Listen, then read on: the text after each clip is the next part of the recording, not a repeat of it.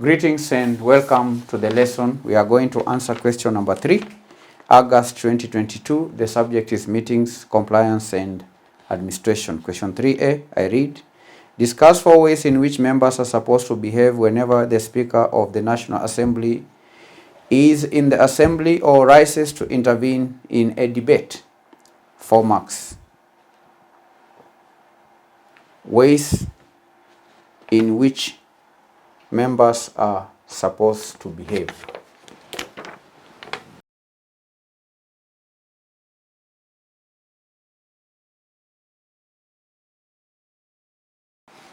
Ways in which members are supposed to behave whenever the Speaker of the National Assembly is in the assembly or rises to intervene in a debate.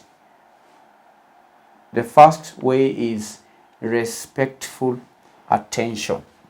1. Respectful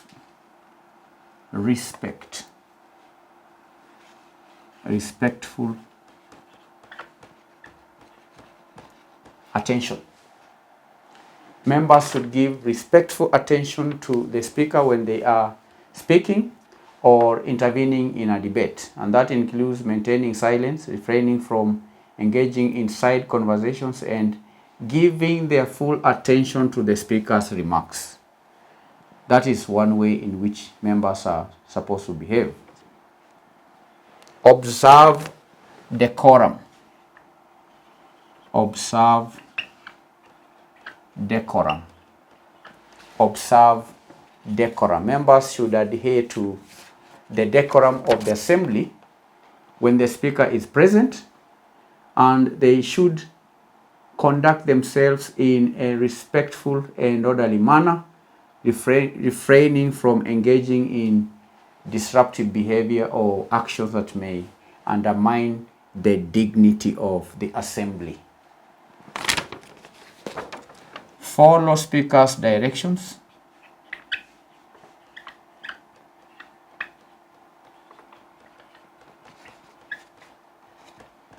Members should follow the Speaker's direction and instructions. They should include, and that may include, requests for order. That may include the time limits for speeches or even procedural guidelines. And compliance with the Speaker's directions helps maintain the smooth functioning of the assembly. 4. Yield the floor. Yield the floor. If a member is speaking and the Speaker rises to intervene or make a point of order, the member should yield the floor to the Speaker. That demonstrates respect for the Speaker's authority and allows them to exercise their role effectively in maintaining order and enforcing the rules of the assembly. So these are ways in which members are supposed to behave whenever the Speaker of the National Assembly is in the assembly or rises to intervene in a debate. Respectful attention. Observe decorum. Follow Speaker's directions. Yield the floor. 4 marks. 4 marks. Part B. Identify 6 documents required by law to be kept at the registered office of a company.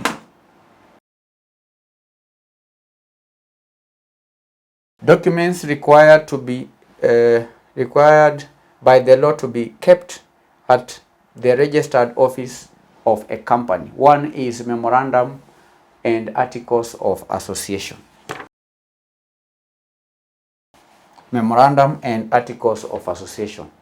The company's original or the updated memorandum and article of association must be kept at the registered office of the company. And these documents outline the purpose, the structure, and internal regulations of the organization.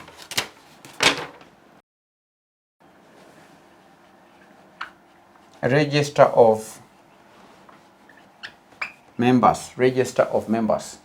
A register of members, also known as shareholders register, should be maintained at the registered office, and this register contains details of company shareholders, including their names, their addresses, shareholdings, and any transfer of shares.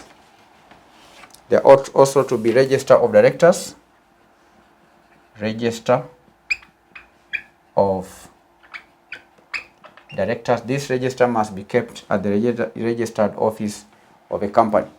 A register of directors should be kept, which includes information about the company's register, the company's directors, such as their names, addresses, dates of appointment, and details of any other directorships they hold.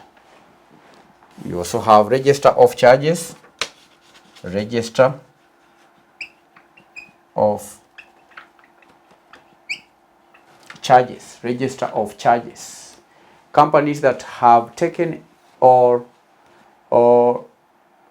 the companies that have taken on any secured loans or even mortgages must maintain a register of charges, and this register contains details of the charges on the company's assets, including the type of charge, the date of creation, and also any other subsequent charges or releases.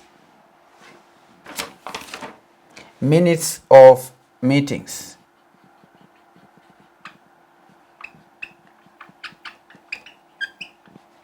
Minutes of meetings. The company is required to keep minutes of its general meetings, board meetings, and even any committee meetings. And the minutes provide a record of the discussions, the decisions, and resolutions made during the meetings.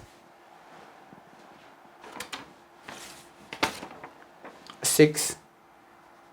Financial statements. Financial statements. The company's financial statements, including the balance sheet, the income statement, the cash flow statements, should be kept at the registered office, and these statements provide comprehensive overview of the company's financial position and performance. So these are 6 documents required by law to be kept at the registered office of a company.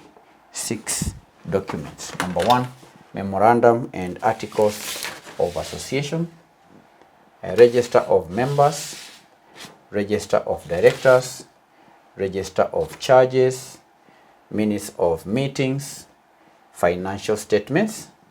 6 marks.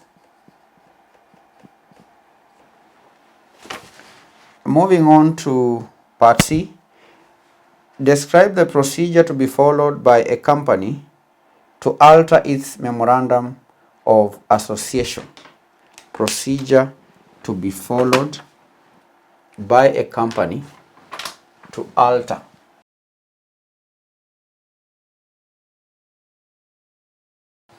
procedure to be followed by a company to alter its memorandum of association. One is to have what we call a proposal for alteration. Proposal for alteration. A proposal to alter the memorandum of association is made by the board of directors or by shareholders through a special resolution. And the proposal to alter the memorandum of association may include changes to the company's name, to the objects, to the share capital, or any other provisions contained in the memorandum. First of all, there has to be a proposal through a resolution by board of directors or shareholders. Number 2, board approval and shareholder resolution. Board approval and shareholder resolution. If the proposal is initiated by the board, it requires board approval. If it is initiated by shareholders, it requires a special resolution passed by the shareholders at a general meeting. And the resolution must be passed by the required majority that is specified in the company's articles of association. That is the second step. The third step is notice of general meeting. Notice of general meeting. The general meeting is then held, all right, and shareholders vote on the proposed alterations to the memorandum. The resolution to alter the memorandum must be passed by the required majority specified in the Companies Act or the company's articles of association. Notice of general meeting, and this is the general meeting to alter the proposed the proposed alteration. Notice of general meeting. Number 4, general meeting. The meeting is then held. The general meeting, after the notice of the general meeting, the meeting is held and shareholders vote on the proposed alterations to the memorandum, and the resolutions to alter the memorandum must be passed by the required majority specified in the Companies Act or in the company's memorandum or the company's articles of association. 5, filing with the registrar. This is the registrar of companies. Once the resolution is passed at the general meeting, once the resolution is done what? While the resolution is passed at the general meeting, the company must file the amended memorandum of association with the registrar of companies within the specified period of time. And that filing ensures that the changes to the memorandum are legally recognized. They are done what? Legally recognized. Then lastly, updated memorandum. Updated memorandum. The company receives a certificate of incorporation with the updated memorandum of association reflecting the approved alterations, and the updated memorandum becomes the governing document of the company. So these are 6 steps or the procedure to be followed by a company to alter its memorandum of association. First of all, there has to be a proposal for alteration. Board approval or shareholder resolution. If the alteration is proposed by the board, then the board has to make a resolution. If it is proposed by shareholders, then that also has to be done by shareholders. Then there is a notice of general meeting to amend. Number 4, after the notice, then the meeting is held. Then after voting, after passing the resolution to make the amendments, then filing is done with the registrar of companies. Then lastly, there is the updated memorandum. These are 6 steps, 6 marks.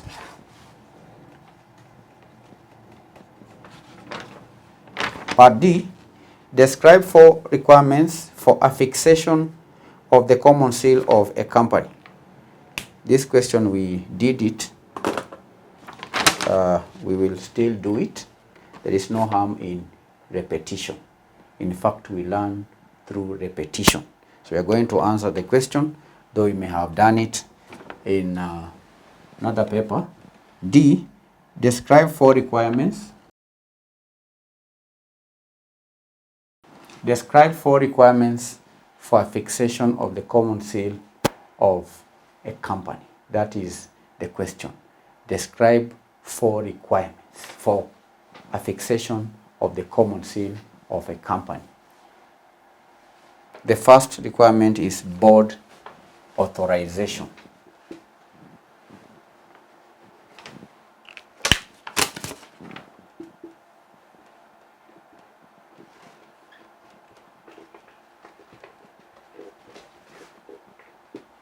Board authorization. The affixation of the common seal must be authorized by the board of directors, and the board resolution should clearly specify the purpose for which the seal is being affixed and the individuals authorizing or the individuals who are authorized to execute the documents on behalf of the company using the seal. Board authorization. Number 2, proper execution.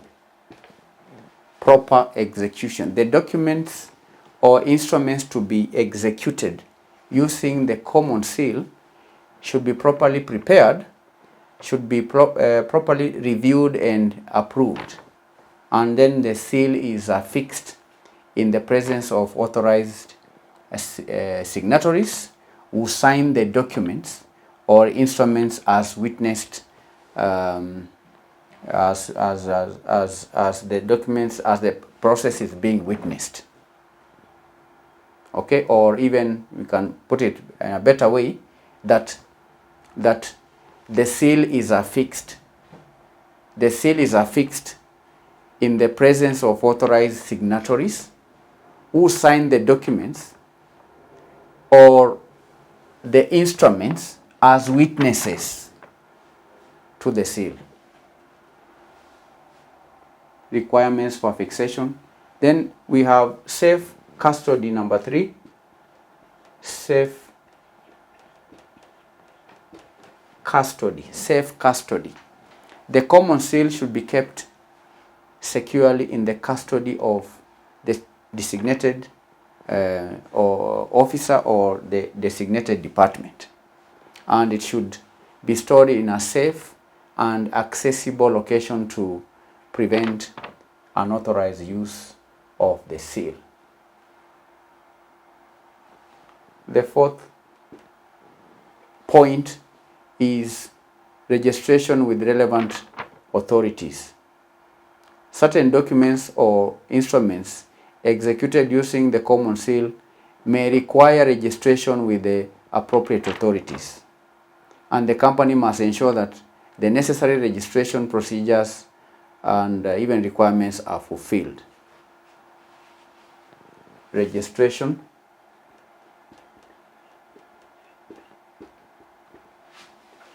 with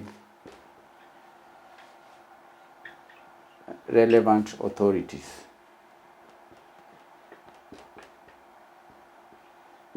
Registration with relevant authorities. Then the last point, you are to give how many points here? 4 requirements. You're given 4. Describe 4 requirements. So these are 4 requirements, but you can add record keeping,